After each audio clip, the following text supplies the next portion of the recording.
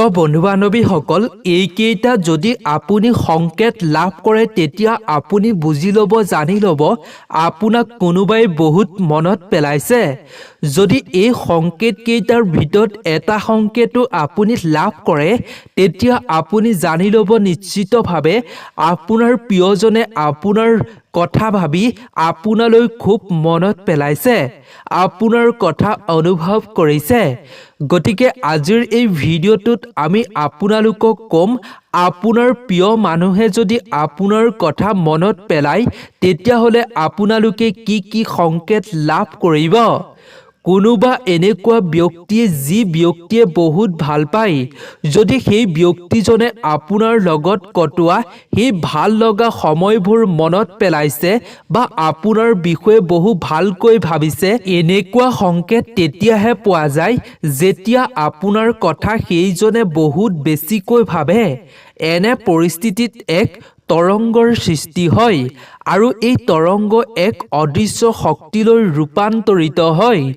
এই শক্তি এনেকুৱা বস্তু যিয়ে নিজেই নিজৰ ৰাস্তা বনাই ল'ব পাৰে আৰু যেতিয়া সেই মানুহজনৰ পৰা কিবা এটা শক্তি আপোনাৰ ওচৰলৈ আহে তেতিয়া আপুনি কিবা নহয় কিবা এটা সংকেত লাভ কৰিব পাৰিব।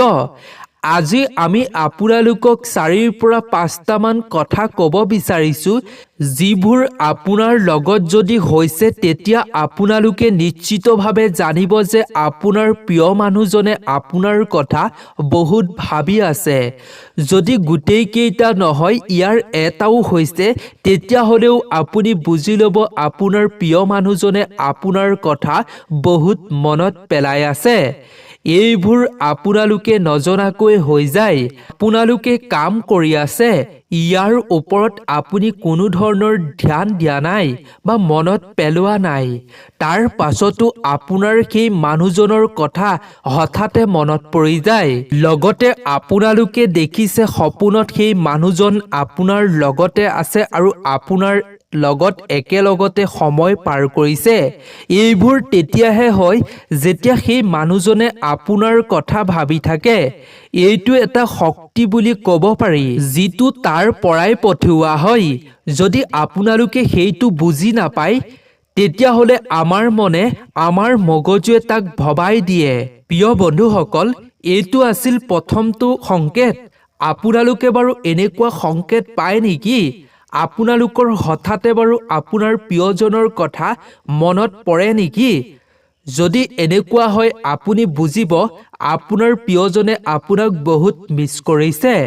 দ্বিতীয়তে হৈছে আপোনালোকে যেতিয়া ঘৰত আৰামত বহি থাকে, একো কাম বন কৰা নাই, কাৰোবাৰ লগত কথা পাতি আছে, সেই মানুহজনৰ বিষয়ে আপুনি কোনো ধৰণৰ কথা ভবা নাই, কিন্তু তাৰ পাছতো যদি আপোনালোকৰ কিবা ভাল লগা কথা সেই মানুহজনৰ অৰ্থাৎ প্ৰিয় মানুহজনৰ কথা মনত পৰি যায় হঠাতে, আপোনাৰ প্ৰিয়জনৰ লগত কটোৱা সেই মধুৰ সময়খিনিৰ কথা যদি মনত পৰি আপোনাৰ মুখত এটি ধুনীয়া হাঁহি বিৰিঙি উঠে আৰু আপুনি হাঁহিবলৈ ধৰে আৰু মনতে যদি আপুনি ভাবে মই এইবোৰ কি ভাবি আছো, তেতিয়া সেই ব্যক্তিজনে আপোনাৰ কথা বহুত বেছি ভালকৈ ভাবি থাকে বা মনত পেলাই থাকে। তেনে পৰিস্থিতিতে আপোনাৰ এনে মনত অনুভৱ হয় সেই শক্তি ইমানেই শক্তিশালী যে সেইটো আহি আপোনাৰ ওচৰ পায়হি।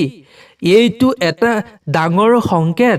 যদি আপুনি এনে সংকেত পায় হঠাৎ আপোনাৰ প্ৰিয়জনৰ কথা মনত পৰে বা হাঁহি উঠি যায় আপোনাৰ প্ৰিয়জনৰ লগত কটোৱা সময়খিনিৰ কথা মনত পৰি, তেনে পৰিস্থিতিত আপুনি বুজি ল'ব আপোনাৰ প্ৰিয়জনে আপোনাৰ বিষয়ে বহুত বেছি ভালকৈ ভাবি আপোনাৰ কথা মনত পেলাই আছে। তেনে ক্ষেত্ৰতে আপোনাৰ এনে অনুভৱ হয়। তৃতীয়তে হৈছে বহুতৰে কাণৰ ওপৰটো কঁপি থকা যেন লাগে আৰু গৰম হৈ থকা যেন অনুভৱ হয়। এইটো মাত্ৰ 5 বা 8 ছেকেণ্ডৰ মানৰ বাবেহে হয়। আপুনি যিয়ে কাম কৰি নাথাকক লাগিলে সেইটো ইমান তীব্ৰ যে আপোনালোকে সেইটো অতি সোনকালে বুজি পাব যে আপোনালোকক কোনোবাই মনত পেলাই আছে। কোনোবাই এই সময়ত মোৰ কথা বহুত ভাবি আছে।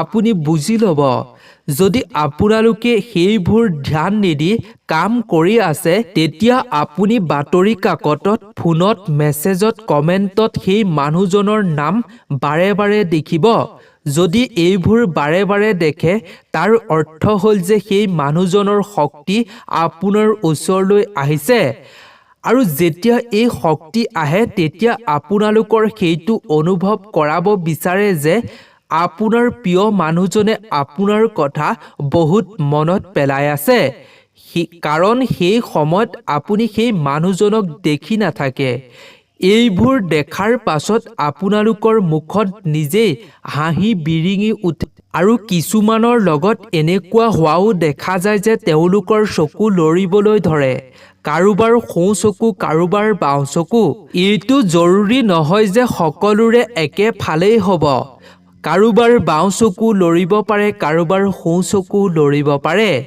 এনেকুৱা কথা কেতিয়াবা কেতিয়াবা হোৱা আৰম্ভ কৰে যেতিয়া কোনোবা মানুহে আপোনাক বহুত মনত পেলায় বা আপোনাৰ কথা বহুত ভাবে আপোনাৰ বিষয়ে ভালকৈ ভাবে তেতিয়া এইসমূহ আপোনাৰ লগত হোৱা দেখা যায় আমি ইয়াত সেইবোৰ কোৱা নাই যিবোৰ বেয়া অৰ্থাৎ আপোনাৰ বিষয়ে বেয়া ভবাটো কোৱা নাই ইয়াত অকল সেইটো কোৱা হৈছে য'ত দুয়োজনৰে কিবা সম্পৰ্ক থাকে তাক আমি নেদেখো কিন্তু অনুভৱ কৰিব পাৰোঁ এই অনুভৱৰ শক্তি ইমানেই শক্তিশালী যে আমাৰ সকলো অনুভৱ কৰাই দিব পাৰে আৰু যাৰ ফলত আমি জানিব পাৰোঁ যে মানুহজনে এই সময়ত আমাৰ কথা ভাবি আছে কাৰণ এইটো দুয়োজন ব্যক্তিৰ সকলোতকৈ শুদ্ধ শক্তি বুলি কোৱা হয় তেওঁলোকে ইজনে সিজনৰ পৰা আঁতৰি থাকিলেও এই শক্তিয়ে ইজনে সিজনৰ কথা কি অনুভৱ কৰি আছে কি ভাবি আছে তাক জনাত বহুত সহায় কৰে জৰুৰী নহয় যে আমি যিটো চকুত দেখিছোঁ সেইটো শুদ্ধ কিছুমান বস্তু এনেকুৱা থাকে যিবোৰ অকল অনুভৱহে কৰিব পাৰি শব্দৰে ক'ব বা প্ৰকাশ কৰিব নোৱাৰি তথাপিও আমি আপোনালোকক অলপ ক'বৰ বাবে চেষ্টা কৰিছোঁ কিছুমান এনেকুৱা কথা ক'বলৈ যিবোৰ আপোনাৰ লগত হ'বলৈ আৰম্ভ হৈছে তাৰ পৰা জানিব পাৰিব যে আপোনাৰ প্ৰিয়জনে আপোনাক বহুত মনত পেলাই আছে প্ৰিয় বন্ধুসকল আপোনাৰো বাৰু এনেকুৱা হয় নেকি যদি আপোনাৰো লগত এনেকুৱা হয় তেতিয়া আপুনি বুজি ল'ব আপোনাৰ প্ৰিয়জনে আপোনাক বহুত মনত পেলাইছে বা আপোনাৰ বিষয়ে বহুত ভালকৈ ভাবিছে তেনে ক্ষেত্ৰত সেই শক্তিয়ে আপোনাক প্ৰিয়জনৰ কথা মনত পেলাই দিয়ে